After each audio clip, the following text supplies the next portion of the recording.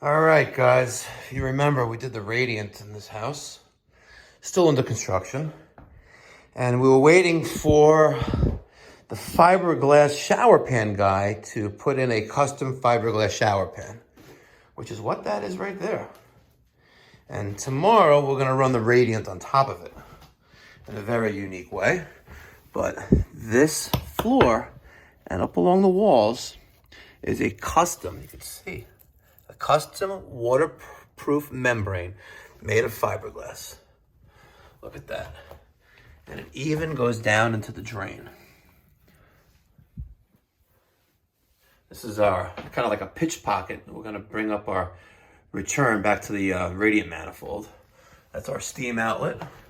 This nice bench. Pretty sick. Never saw this before, but wow.